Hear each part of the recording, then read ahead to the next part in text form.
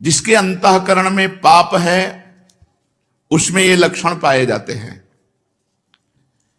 ये 10 लक्षण जिसके अंतःकरण में हो तो अंतःकरण पापी है।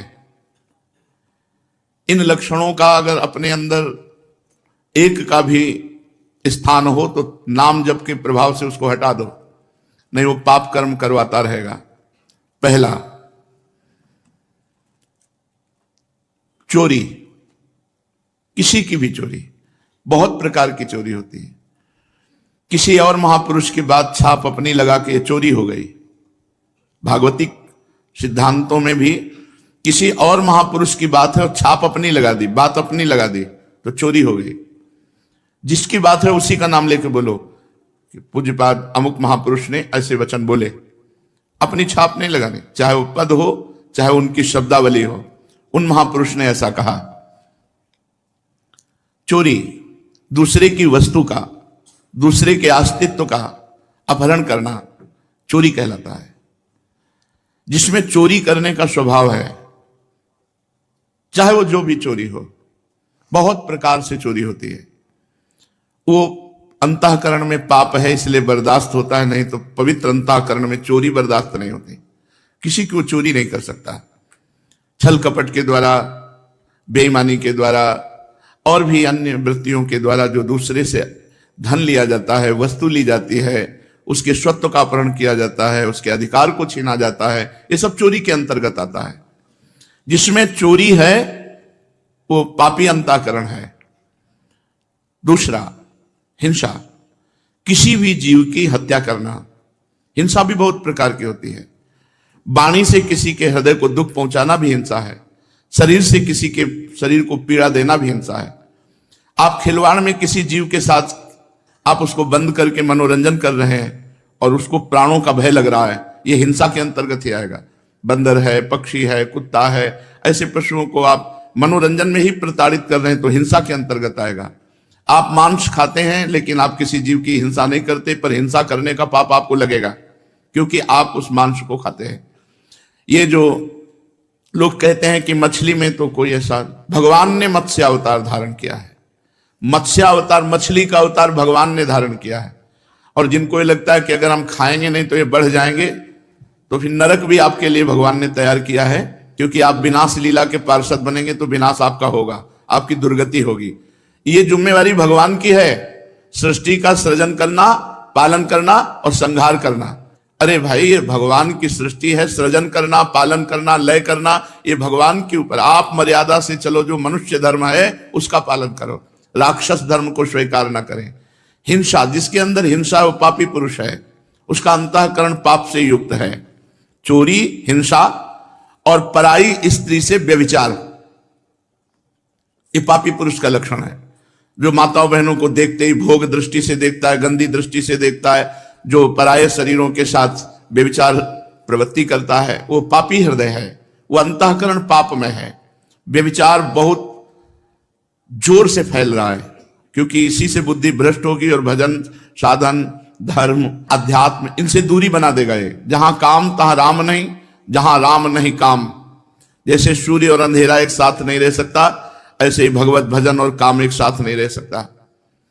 इसलिए जो व्यभिचार परायण है, पाणी ग्रहण संस्कार करके अपनी पत्नी के साथ संतानोत्पत्ति के लिए क्रिया करना धर्म में, काम भगवत स्वरूप है, उसमें पाप नहीं है। लेकिन पराई स्त्री के साथ व्यभिचार प्रवृत्ति, ये महान पाप है। चौथा, असत्य भाषण, झूठ बोलना, ये पापी का लक्षण है। जो बात बात पर झूठ बोलते, तनिक भी तुम्हें भय नहीं लगता झूठ बोलने में? तुम्हारे सुकृत नष्ट हो रहे हैं, तुम्हारी आयु नष्ट हो रही है।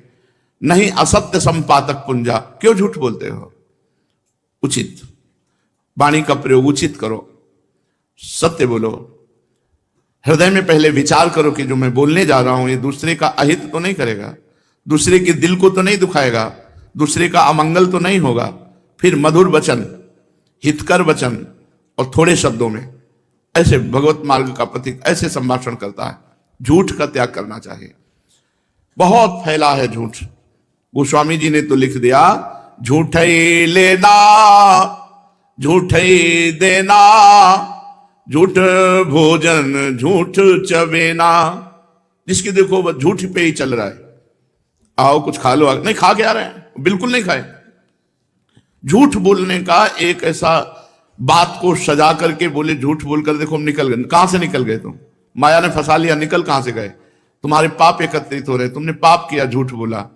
पर आज कलिकाल का इतना प्रचंड तांडव है कि कोई ये समझ ही नहीं रहा कि व्यभिचार पाप है, झूठ बोलना पाप है, हिंसा करना, मांस खाना ये पाप है, चोरी करना पाप है, ये समझ ही नहीं रहा। खुले मार्ग में एक महिला जा रही थी, ऐसे जंजीर तोड़ करके गिरा और लोग देख रहे हैं। मतलब लोग ऐसे देख रहे, कोई वीडियो बना रहा है, कोई देख रहा है, ऐसा लगता है इन लोगों की आंखों का पानी मर गया है, इनमें मनुष्यत्व ही नहीं रह गया है। अरे मनुष्यत्व हो तो अपने प्राणों की बाजी लगाकर रक्षा करनी चाहिए। परहित लाग तजय जो देही, संतत संत प्रशंसा तेही। ये ऐसी कायरता, ऐसा पौरुषत्वहीनता आ रही है कि एक आदमी को 4 आदमी मिलकर के परेशान कर रहे हैं, कोई बोलने वाला नहीं, कोई बोलने वाला, और मनोरंजन और वीडियो बना लेंगे, उसको बचाने की चेष्टा नहीं की जाएगी। एक आदमी का एक्सीडेंट हुआ पड़ा है, आदमी कार से निकलता है, खिड़की खोली, वीडियो बनाया, चल दिया।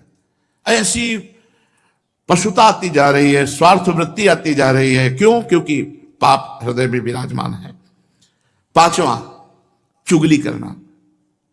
किसी की भी बात अगर आपको करनी तो उसके सामने कीजिए, उसके पीठ पीछे यदि बात की तो चुगली हो जाएगी और ये पाप है। किसी की भी बात करनी तो उसके सामने कीजिए और उसको संबोधन कीजिए, आपने ऐसा किया, आप इसको सुधारिए, तो वो तो हितकर बात हो जाएगी। लेकिन उसके पीछे चले जाने के बाद जब उसकी बात होती है, उसे चुगली कहते हैं और वो पाप होती है। प्रायः ये भी हम पाप नहीं समझते हैं, जहां वो गया देखा गए, बस उसके पीछे उसकी बात निंदा करने लगे, उसकी बात करने लगे, वो चुगली होती है। यही सब भजन को न करने देते हैं, न बढ़ाने देते हैं, न पचाने देते हैं। यही पाप प्रवृत्तियां जिनको हम सावधानी से त्याग नहीं पाते, ये हमारे भजन को छीन करती रहती है।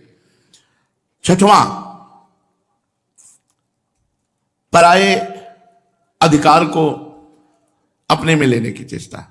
किसी की जमीन, किसी की वस्तु, किसी की, बहुत चालबाजियां। क्या करोगे? मर जाओगे यार। ये सब बांध के ले जाओगे, खोपड़ी में बांध के, खोपड़ी भी यही फोड़ दी जाएगी तुम्हारी। एक कपाल क्रिया होती है, वो उसमें श्मशान में होती है, जलती हुई लुखाठी से सर को फोड़ा जाता है। तुम जिंदगी भर खोपड़ी लगाते रहे संसार में, तुम्हारी खोपड़ी फोड़ी जाएगी, अंतिम में खोपड़ी भी फोड़ दी जाती है। जैसे मंदिर में खेती लगी है, जमीन लगी है, उसका अन्न धन आप स्वयं अपने प्रयोग में करें, बुजुर्गों ने लगा दिया, इसके बाद आपने अधिकार में अपने ले लिया, ये सब पाप का लक्षण है। कभी किसी की इंच भर जमीन, 1 रुपया, 1 दाना भी लेने की कोशिश मत करो, तो आनंदित रहोगे। लेकिन बस किसी तरह माया का ऐसा क्षेत्र बढ़ा है, बस किसी तरह बस अहंकार की पुष्टता होती रहे। 7वां, पराया अनिष्ट चिंतन, अनिष्ट करना। कुछ लोगों का स्वभाव होता है, जो मैं चीज पसंद करूंगा उसे चाहे मैं मर जाऊं लेकिन दूसरे को देने नहीं। ऐसे कई स्वभाव हमने देखे व्यक्ति में। मेरी एक आंख फूटे लेकिन पड़ोसी की दोनों फूट जाए, चलेगा। मेरी एक फूट जाए, पड़ोसी की दोनों फूट जाए, तो चलेगा। मतलब बहुत तरह से हम दूसरे का अनिष्ट सोचते रहते हैं। धन्य है उनका जीवन जिनके जीवन में किसी का अनिष्ट सोचने की बात नहीं है। नहीं, प्रायः अनिष्ट, पड़ोसी से पड़ोसी के व्यापार, दुकान वाला पर सामने दुकान वाला, ऐसे आसपास के वो अगर मर जाए, अगर उसका अनिष्ट हो जाए तो मैं खुशी हो जाऊं, मैं सुखी हो जाऊं, ऐसा चिंतन, ये पाप का लक्षण है, पापी अंतःकरण का लक्षण है। 8वां, बोलने में अश्लीलता, अश्लील भाषण, गंदी बातें। जब देखो तब गंदी बातें कर दो, गिरी गिरी बातें करना, नीच बातें करना। अरे बात करनी है तो सच्चिदानंद भगवान की करो, सिद्धांत की करो, गीता भागवत की करो, हितकर बात करो। अश्लील गंदी बातें क्यों बोलते हो? पापी पुरुष का लक्षण होता है अश्लील संभाषण करना। पूज्य बाबा ने कहा यदि नाम जप करता है, अश्लील भाषण करता है, तो नाम जप का कोई प्रभाव नहीं होगा। और 9वां, असंबद्ध प्रलाप, बेमतलब का बोलने का स्वभाव। ऐसे लोग पाप हृदय होता है, इसलिए ऐसे बोलते रहते हैं, असंबद्ध प्रलाप। और 10वां, अभिमान। मैं बस वो अभिमान भरा, ये पाप का लक्षण। जब निष्पाप हो जाओगे तो दैन्य हो जाओगे। अभिमान भगवान के चरणों में समर्पित हो जाएगा। चोरी, हिंसा, व्यभिचार, झूठ, चुगली, परधन की इच्छा, पराया अनिष्ट चिंतन और अश्लील भाषण, असंबद्ध प्रलाप और देहाभिमान, ये 10 लक्षण पापी में पाए जाते हैं।